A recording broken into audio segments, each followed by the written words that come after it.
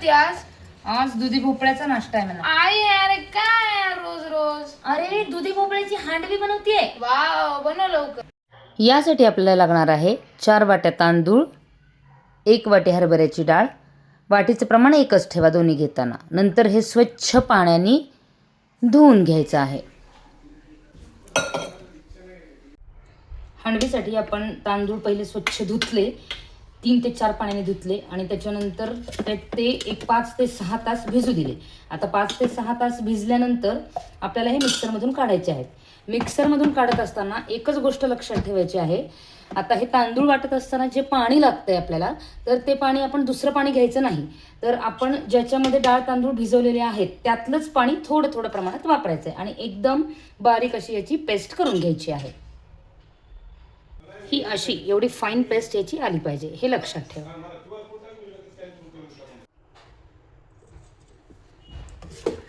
आपले डाळ आणि तांदूळ आता मिक्सरमधून काढून झालेले आहेत. आता हे दोन्ही एकत्र करायचं एका भांड्यामध्ये किंवा एका डब्यात, जसं तुम्हाला सोपं पडेल तसं.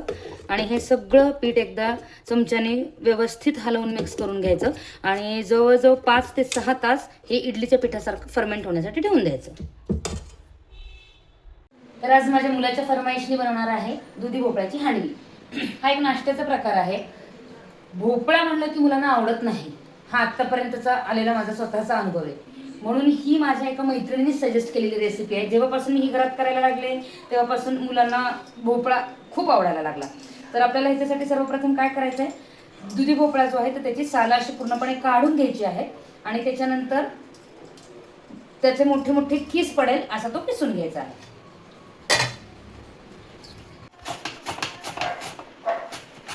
नंतर आता त्याच्यामध्ये हिरव्या मिरच्या टाकायच्या आहेत आणि लसूण मिक्सरमधून, हिरवी मिरची आणि लसूण दोन्ही मिक्सरमधून बारीक करायचं आहे.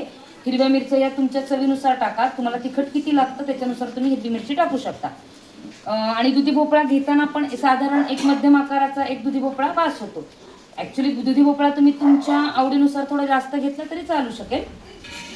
फक्त तो किसताना एवढं लक्षात ठेवायचं की त्या पांढऱ्या बिया त्याच्यात नाही आल्या पाहिजेत. आता लसूण पण त्याच्यामध्ये टाकायचं आहे आपल्याला. लसूण हा फक्त असं मोकळा करून घ्यायचा, ह्याची सालं काढायची नाही. शक्यतो लसूण जेव्हा मसाल्यात वाटण करून टाकायचा असतो तर मी सालं कधीच काढत नाही त्याची. फक्त तो एकदम मोकळा करून घेते, चांगला आहे ना तेवढं बघते आणि नंतर तो बारीक वाटून घेते. आता ही आपली लसूण आणि हिरवी मिरचीची पेस्ट, हे मिरची लसूण आणि जिऱ्याचं आता जे मिश्रण आहे तर ते आपल्याला मिक्सरमधून ओबडधोबड काढायचं आहे, पाणी न टाकता. हे बघा,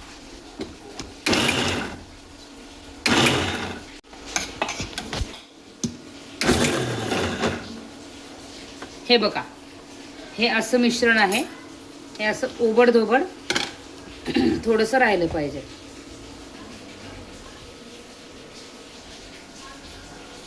हळद टाकलेली आहे मी थोडीशी आणि मीठ तुमच्या चवीनुसार. एकदा टेस्ट करून बघायचं, लागत असेल तर अजून ॲड करायचं. आणि ही कोथिंबीर एकदम बारीक चिरायची आणि त्या मिश्रणामध्ये टाकून द्यायची. कोथिंबीर तुमच्या चॉईसनुसार टाका, जास्त टाकली तरी चालेल पण कोथिंबीर आवर्जून टाका.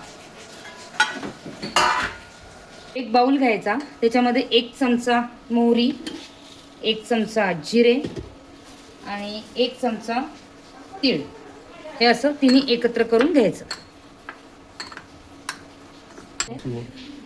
हे आपलं पीठ आता रेडी झालेलं आहे. कन्सिस्टन्सी साधारण अशी असावी म्हणजे डावातून ते असं खाली पडलं पाहिजे.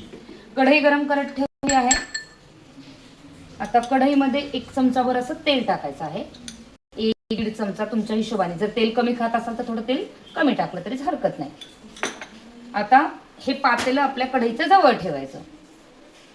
हे तेल गरम झालेलं आहे. ह्याच्यामध्ये हे जे आपण टाकलेलं आहे, हे मिक्स केलेलं आहे ते सारण त्याच्यामध्ये टाकायचं. हे सारण असं त्याच्यावर पसरवायचं अशा प्रकारे.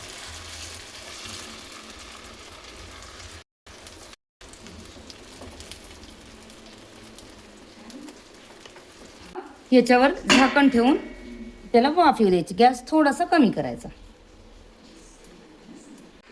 एक 2-3 मिनिटांनी झाकण काढून बघायचं.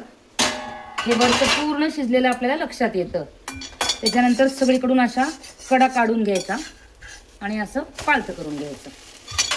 गरज असल्यास थोडंसं तेल टाकायचं, नसेल तर नाही टाकलं तरी चालतं.